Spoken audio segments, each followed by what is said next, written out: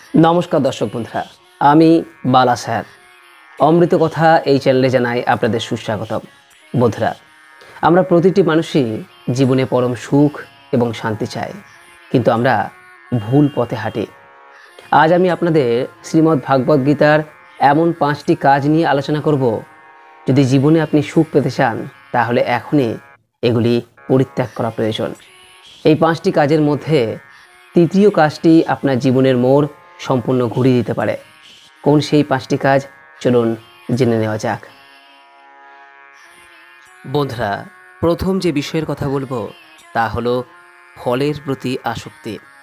শ্রীমদ্ ভাগবত গীতার 2য় অধ্যায়ের 47 নম্বর শ্লোকে ভগবান শ্রীকৃষ্ণ উল্লেখ করেছেন, কর্মেণ্য বাধিকারস্তে মা ফলেষু কদাচন কর্মফল হেতুর্ভু মাতে সঙ্গহস্তব কর্মাণি। অর্থাৎ কর্ম করার প্রতি আমাদের অধিকার রয়েছে, কর্মফলের প্রতি নয়। বন্ধুরা, এটা সত্য যে সমাজ আমাদের সবসময় ফলাফল দিয়ে বিচার করে থাকে।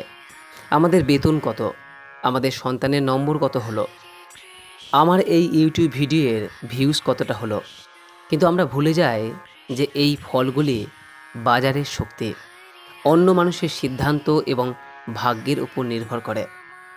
এখানে আমাদের প্রায় কিছুই করা থাকে না।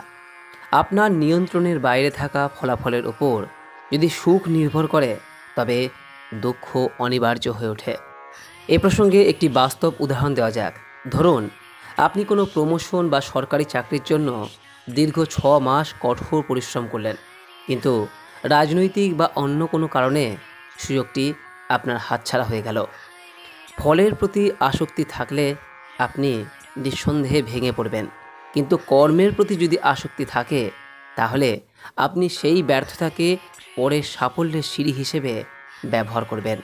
আর এটাই সত্য, কিন্তু আমাদের মধ্যে বেশিরভাগ মানুষ এই সত্যকে উপলব্ধি করতে পারে না। দ্বিতীয় যে কাজটি ত্যাগ করা জরুরি তা হলো অতিরিক্ত মোহ ও কামনা।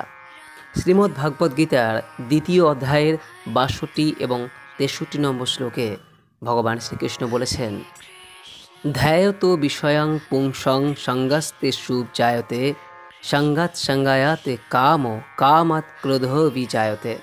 অর্থাৎ বিষয় চিন্তা থেকে মানুষের আসক্তি তৈরি হয়, আসক্তি থেকে আসে কামনা, কামনা থেকে ক্রোধের জন্ম হয়, আর তারপর মানুষের বুদ্ধি নাশ হয়, আর বুদ্ধি নাশের ফলেই মানুষ অধঃপতিত হয়। বন্ধুরা, আমাদের মোহ তখনই তৈরি হয় যখন আমাদের মন নিজের জীবন থেকে চোখ সরিয়ে অন্যের জীবনে কি আছে তা নিয়ে তুলনা করতে শুরু করে। এই মোহ আপনার ভেতরে এক শূন্যতা তৈরি করে, যা পূরণ না হলেই তীব্র ক্রোধের জন্ম নেয়, আর সেই ক্রোধ আপনার বিচার বুদ্ধি সম্পূর্ণ নষ্ট করে দেয়। একটি বাস্তব উদাহরণ দেওয়া যাক। ধরা যাক, আপনি আপনার বর্তমান স্থিতিশীল বাড়িটার জন্য কৃতজ্ঞ নন, কিন্তু যখনই আপনি বন্ধুর নতুন বাড়ি বা নতুন গাড়ি দেখেন, তখনই আপনার মনে তীব্র আকাঙ্ক্ষা জন্মায়, আর এই আকাঙ্ক্ষায় মোহ, যা আপনার বর্তমান জীবনের শান্তি কেড়ে নেয়। বন্ধুরা, তৃতীয় যে কাজটির কথা বলবো, যা অবশ্যই ত্যাগ করা প্রয়োজন, সেটি সবথেকে গুরুত্বপূর্ণ। শ্রীমদ্ ভাগবত গীতায় 3য় অধ্যায়ের 29 নম্বর শ্লোকে উল্লেখ করেছেন, প্রকৃতির গুণ সম্মূঢ়া সজ্জন্তে গুণ কর্মসু তান্ন কৃষ্ণদ্বিদে মন্দান কৃষ্ণদ্বিদ ন বিচালয়েত। এর অর্থ, প্রকৃতির দ্বারা গুণ কর্মের বশীভূত হয়েই মানুষ নিজেকে কর্তা বলে অহংকারী হয়ে ওঠে। মনস্তত্ত্ব বলে, অহংকার হলো নিজের দুর্বলতা ঢাকার একটি প্রচেষ্টা। অহংকারী ব্যক্তিরা ক্ষমা চাইতে ভয় পায়, কারণ তারা মনে করে এতে তারা দুর্বল প্রমাণ হবে। কিন্তু শাস্ত্র বলে, ভুল স্বীকার করাই সত্যিকারের শক্তি। একটি বাস্তব উদাহরণ দেওয়া যাক। আপনার সন্তানের সঙ্গে বা আপনার কোনো সহকর্মীর সঙ্গে সামান্য ভুল বোঝাবুঝি হয়েছে। আপনি জানেন আপনার ক্ষমা চাওয়া উচিত, কিন্তু আপনার অহংকার আপনাকে বাধা দিচ্ছে। এই অহংকারী সম্পর্ক নষ্ট করছে। সুখ চাইলে নিজেকে একজন সাধারণ কর্মী হিসেবে দেখুন, যিনি নিজের কর্তব্য পালন করছেন। চতুর্থ যে কাজটির কথা বলবো তা হলো সময় নিয়ে উদ্বেগ। শ্রীমদ্ ভাগবত গীতার 3য় অধ্যায়ের 8 নম্বর শ্লোকে ভগবান শ্রীকৃষ্ণ বলেছেন, নিয়তং কুরু কর্মত্তং কর্মইয়ায় হকর্মণা। বন্ধুরা, শ্রীকৃষ্ণ বলেছেন সময় বা কাল হলো একমুখী, যা চলে গেছে তা আর কখনোই ফিরবে না। অতীতের কোনো ক্ষতি বা ভুল নিয়ে অনুশোচনা করা মানে বর্তমানের শক্তি নষ্ট করা। পাশাপাশি ভবিষ্যতের চিন্তা করার চেয়ে বর্তমানের কাজ করা বেশি জরুরি। ধরুন, আপনি 10 বছর আগে করা একটি বিনিয়োগ বা ভুল সিদ্ধান্ত নিয়ে আজও অনুশোচনা করছেন, অথবা সন্তানের ভবিষ্যতের উপার্জন নিয়ে এখন থেকেই তীব্র দুশ্চিন্তা করছেন, তাহলে যে পরম কাঙ্ক্ষিত সুখ তা কিন্তু আপনার কখনোই আসবে না। তাই অতীত বা ভবিষ্যতের কথা বেশি চিন্তা না করে বর্তমানে মনোনিবেশ করুন।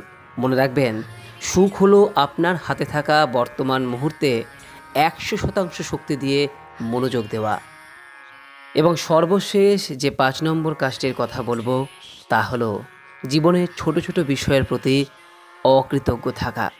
বন্ধুরা, শ্রীমদ্ ভাগবত গীতার 4th অধ্যায়ের 22 নম্বর শ্লোকে ভগবান শ্রীকৃষ্ণ বলেছেন, যদৃচ্ছা লাভ ও সন্তুষ্ট দ্বন্দ্বাতীত বিমৎসর। অর্থাৎ, যা নিজের চেষ্টায় লাভ হয় তাতেই সন্তুষ্ট থাকা উচিত। মনস্তত্ত্ব বলে যে অকৃতজ্ঞতা আপনার মানসিক ভিব্রেশন বা শক্তিকে নিম্নগামী করে। এটি আপনার মনকে সর্বদা ঘাটতি বা যা নেই তার দিকে চালিত করে। অন্যদিকে কৃতজ্ঞতা প্রকাশ আপনার দৃষ্টিকে যা আছে এবং যা ভালো তার দিকে ফোকাস করে, যা স্বয়ংক্রিয়ভাবে আপনার মানসিক চাপ কমিয়ে দেয় এবং আপনাকে সুখী করে। একটি বাস্তব উদাহরণ দেওয়া যাক। ধরুন, আপনি যে আপনার আয়, সেই আয় নিয়ে বারবার অভিযোগ করছেন, কিন্তু ভুলে যাচ্ছেন এই আয় কিন্তু আপনার পরিবারকে নিরাপত্তা দিচ্ছে। তাই এর জন্য আপনার ঈশ্বরের প্রতি কৃতজ্ঞ থাকা প্রয়োজন। আপনার এই কৃতজ্ঞতা আপনার মানসিক চাপ কমিয়ে আপনাকে প্রতিদিন নতুন উদ্যম দেবে, যা আপনার সুখে থাকার সবথেকে সহজ এবং দ্রুততম পথ। তাই প্রতিদিন ছোট ছোট কাজের জন্যও ঈশ্বরের প্রতি কৃতজ্ঞ থাকুন। দেখবেন যে পরম সুখের সন্ধান আপনি করছেন, সেই সুখ থাকবে আপনার হাতের নাগালের মধ্যেই। বন্ধুরা, আমরা দেখলাম যে এই 5টি কাজ মূলত আপনার মানসিকতা এবং অভ্যাসের সঙ্গে যুক্ত। মনে রাখবেন, সুখ বাইরে নয়, আপনার ভেতরেই আছে। আপনি যদি এই 5টি কাজের গভীরে যেতে চান এবং জ্যোতিষের দৃষ্টিতে আপনার জীবনের পথ জানতে চান, তবে আমার লেখা এই গ্রন্থটি সংগ্রহ করুন। এই গ্রন্থে আপনার জীবনের গাণিতিক রহস্য নিয়ে বিশদ বিশ্লেষণ রয়েছে।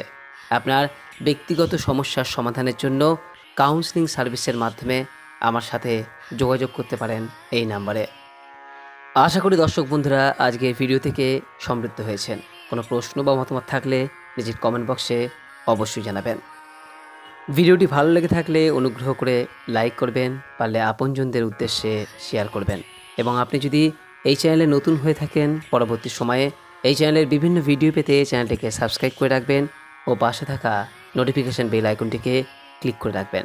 সকলেই ভালো থাকুন, সুস্থ থাকুন এই কামনা করে আজকের মতো ভিডিওটি এখানেই শেষ করলাম। নমস্কার, ধন্যবাদ। ঈশ্বর আপনার মঙ্গল করুক।